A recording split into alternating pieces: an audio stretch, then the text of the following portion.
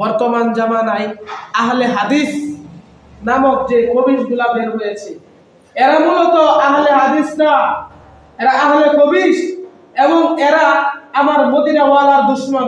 এরা নিশ্চিত ইহুদিদের দালাল। ঠিক কি না বলে?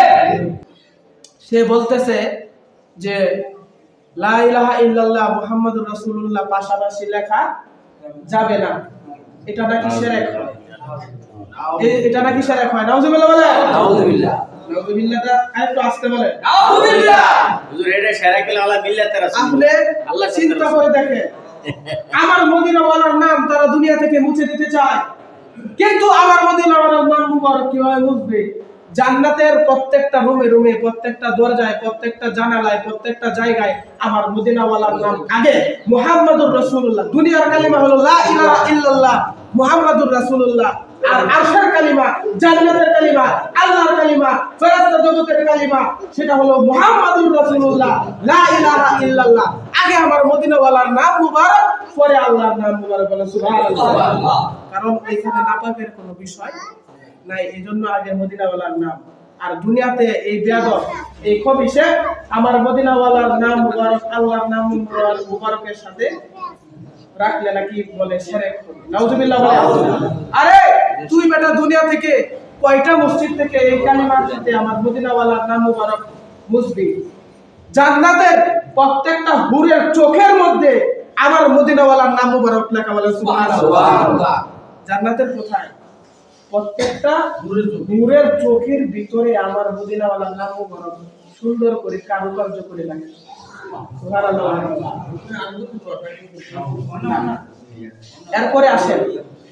এরপরে আসেন এই এই যে আমার মসজিদে লেখা হয়েছে লা ইলাহা ইল্লাল্লাহ মুহাম্মাদুর রাসূলুল্লাহ, এখানে শিরকের কি হইল? এরা ওই ইহুদি খ্রিস্টানদের চাইতেও নিকৃষ্ট, কারণ ইহুদি খ্রিস্টানরাও জানে আমার রাসূলুল্লাহ আল্লাহর রাসূল। ঠিক না বলেন? আমার রাসূলের নাম মুবারক না বললে মুসলমান হবে না। সে মুসলমানের লেবাস জয়রা, মূলত এরা ইহুদির দালাল। এরা নামদারি মুসলমান, মূলত এরা ইহুদির দালাল। না হলে এই কথা কখনো বলতো না। ঠিক কিনা বলেন? কুরআনুল কারীমে আল্লাহ পাক বলেছেন, আচ্ছা আমি যদি, দেখেন আরেকটা কথা, সামান্য একটা কথা, আমি যদি এই মুহাম্মাদুর রাসূলুল্লাহ বাদ দিলাম, একসাথে লিখলাম না, আমি যদি নিচেও লিখি মুহাম্মাদুর রাসূলুল্লাহ, লা ইলাহা ইল্লাল্লাহর নিচে যদি লিখি মুহাম্মাদুর রাসূলুল্লাহ, যদি নিচেও লিখি, কিংবা এই কালিমা না বললে তো নবীর নাম মুবারক না বললে তো আর মুসলমান। আচ্ছা যদি মুহাম্মাদুর রাসূলুল্লাহ পড়ি অথবা লিখি, লিখতে গেলে মুহাম্মাদুর রাসূলুল্লাহ, রাসূলুল্লাহ, রাসূল আর আল্লাহ শব্দটা একসাথে আসছে কিনা? মুহাম্মদ আর আল্লাহ শব্দটা একসাথে আসছে কিনা? আরে আসছে কিনা? তাহলে এখানেও তো শিরক হবে।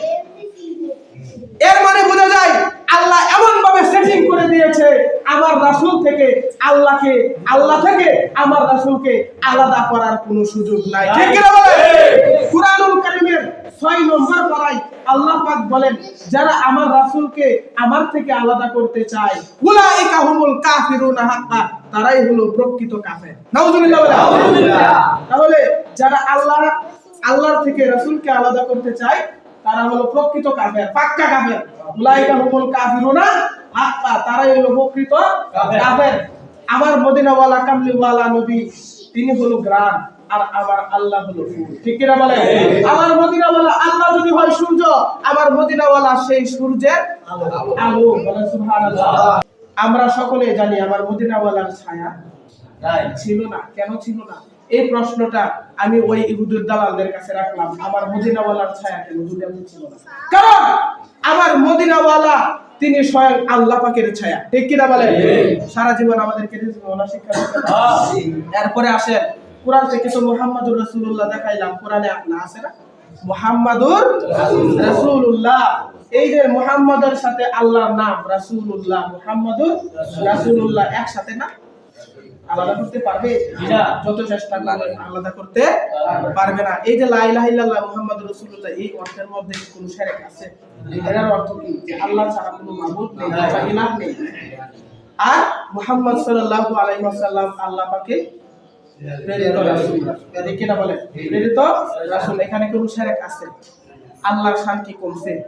কমছে না। যদি মুহাম্মদ হলো ঈমান, এদের তো ঈমান নাই, মূলত এরা ইহুদির দালাল। আমি সবসময় বলি বাংলার মানুষ আর কোন সময় বুঝবে। এরপরে আসেন হাদিস শরীফে প্রত্যেকটি জায়গায় আমার রাসূলের নাম মুবারক যেখানে আছে সেখানে আবার আল্লাহর নাম আছে, ঠিক কি না বলেন? প্রত্যেকটা জায়গায় ক্বালা রাসূলুল্লাহি সাল্লাল্লাহু আলাইহি ওয়াসাল্লাম। দেখেন রাসূলুল্লাহ প্রত্যেকটা জায়গায় আছে কিনা? তা আল্লাহর নাম আর রাসূলের নাম এমন ভাবে লাগানো, কেউ কি আলাদা করতে পারবে? পারবে না। এরপরে আসেন দলিল দিচ্ছি সরাসরি হাদিস শরীফ থেকে।